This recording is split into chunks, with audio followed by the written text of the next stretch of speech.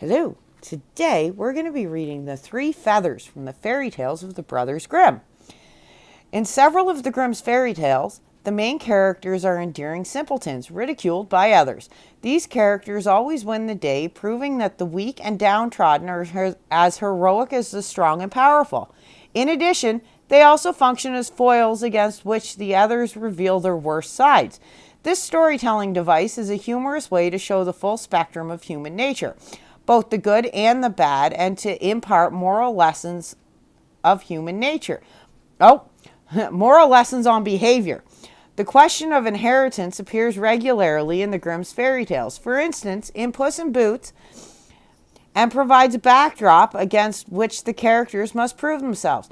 Contrary to the old-fashioned custom of the firstborns inheriting the family fortune, the king in this tale uses three feathers in a game of chance to decide whom to leave his kingdom to, which allows all three sons to compete.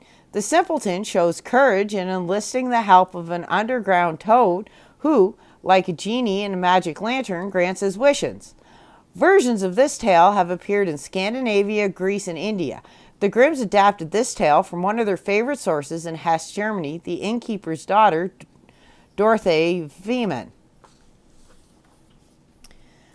Once there was a king who had 3 sons, 2 of whom were clever and sensible, but the third did not speak very much and was simple-minded, and the others hard-heartedly called him Dimwit. As the king grew old and weak and began to contemplate the end of his life, he was not sure which of his 3 sons should inherit the kingdom. He said to them, "Go out into the world, and whoever brings me back the finest carpet shall be king after my death."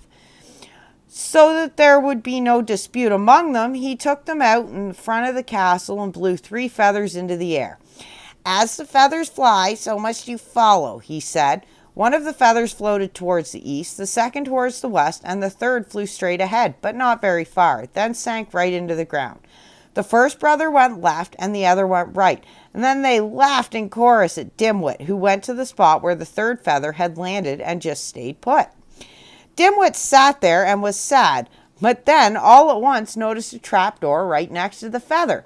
He pulled it open to find a staircase and started down. Soon he came to another door and knocked on it and heard a little voice call out from inside. "Dear little maiden, green and merry, Limpy Legs says to her little frog fairy, limp on over, don't wait at all. Let's see right now who's come to call." The door opened slowly, and he saw a big fat toad squatting on the ground, surrounded by other smaller toads. The big fat one asked him what he wanted, and he answered, "Well, I'm looking for the most beautiful and wonderful carpet there is." She called over to one of the little ones, saying, "Dear little maiden, green and merry, Limpy Legs says to her little frog fairy, limp on over, don't wait at all, bring the big bag and its contents all." The young toad brought the bag, and the fat one opened it and handed Dimwit a carpet from inside. It was so beautiful and so fine that no one up above on earth could ever have woven the likes of it. He thanked her and climbed back up the stairs. Meanwhile, the 2 brothers were convinced silly Dimwit would never find anything to bring back. They said, "Well, why should we bother to search far and wide?" So they took a coarse tunic, worn by the very first shepherd's wife they encountered along the way, and brought it back to the king. Dimwit returned at the same time, carrying his sumptuous carpet. When the king saw it, he was astonished and said, if the law will allow it, this means my youngest shall inherit the kingdom." But his other 2 sons would hear nothing of it and said it was impossible that Dimwit, dim and witless as he was, could become king. They asked the king to set another condition, and so their father said, "Whoever brings me back the most beautiful ring shall inherit the kingdom." He then took his sons outside and again blew the 3 feathers into the air for them to follow. The 2 other sons went towards the east and the west again, while Dimwit's feather flew a short distance straight ahead and landed by the trap door. And so he went down the stairs to the big fat toad and told her that he needed the most beautiful ring. She had her big bag brought over, and from inside it she gave him a ring so spectacular, shimmering all over with precious stones, that no goldsmith on earth could possibly have made it.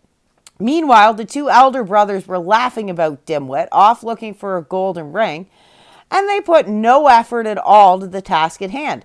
Instead, they took the nails out of the iron rim of a wagon wheel and brought this as their ring back to the king. When Dimwit presented his golden ring, their father once again proclaimed, "He is the kingdom." But the two elder sons would not let up and tormented the king with protests until he came up with a third condition, that the kingdom would pass to the one who brought the most beautiful girl to the castle. Again, he blew 3 feathers into the air, and again they flew as before.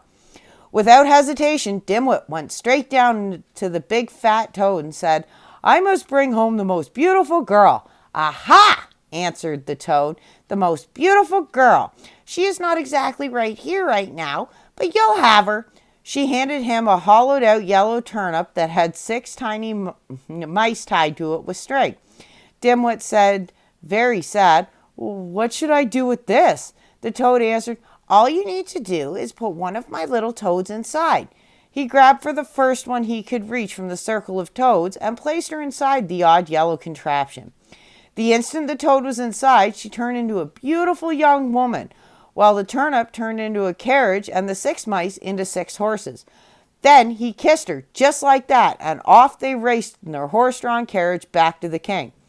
His brothers returned too, but they had not put any effort into finding a beautiful girl. Instead, they brought along the first farmer's daughters they could find. As soon as the king saw them, he said, "The kingdom shall belong to my youngest son after my death." But the elder brothers numbed the king's ears with their howling protests. "We won't allow Dimwit to be king," they demanded. A new condition, that only the brother whose wife could jump through a hoop hanging in the middle of the hall could win. They thought to themselves, the farmer's daughters can do that since they are strong enough, but his dainty little girl will fall over dead trying. The old king gave in to this one last condition. The 2 farm girls jumped and made it through the hoop, but they were so plump that they fell down hard, and their stout arms and legs broke in two.